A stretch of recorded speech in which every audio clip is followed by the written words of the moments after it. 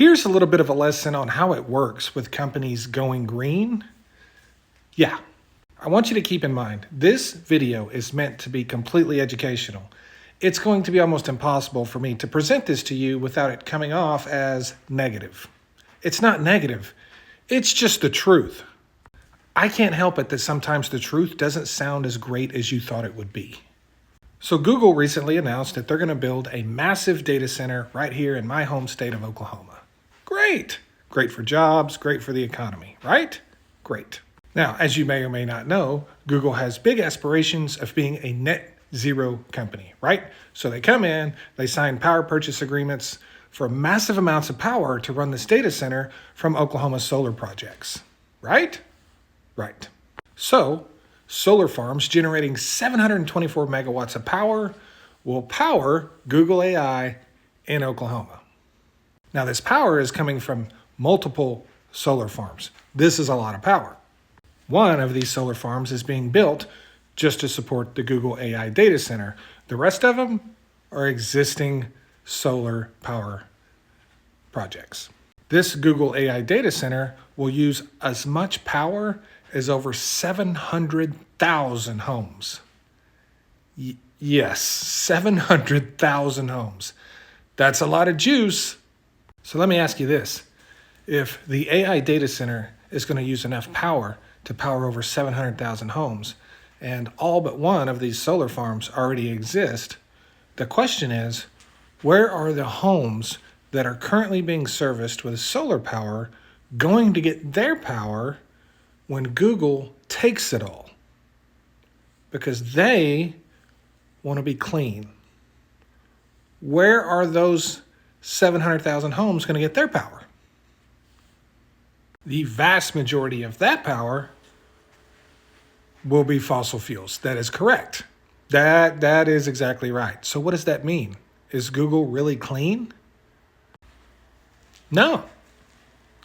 They're just taking other people's clean power. Yeah. And that is why this was recently put out by the EIA. Do you know what this is? How much natural gas capacity can be reduced per megawatt of new wind and solar power? Because a megawatt of new wind or solar power doesn't do away with a megawatt of natural gas power. As a matter of fact, it does away with less than 20% of the natural gas power. And what that means is to replace 1 megawatt of natural gas power, you would have to install a little over 5 megawatts of either wind or solar.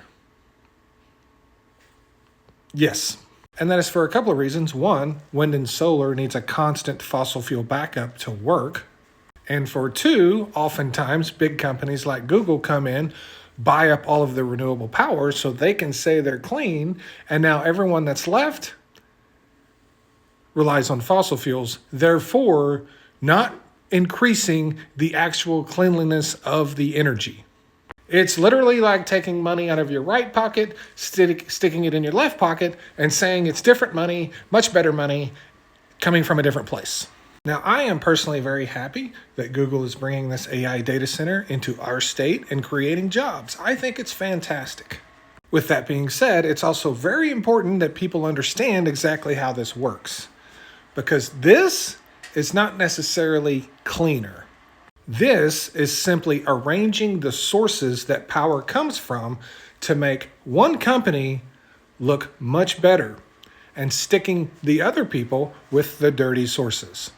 And of course, Google could power this whole thing with natural gas, which would be dirtier for the overall energy portfolio of the state. That's true. But you don't get to rob other people's renewable power, somewhat forcing them to use mostly fossil fuels, and then say all of that's cleaner. Yeah, you don't get to do that, Google. You don't. That's not a thing. Thanks.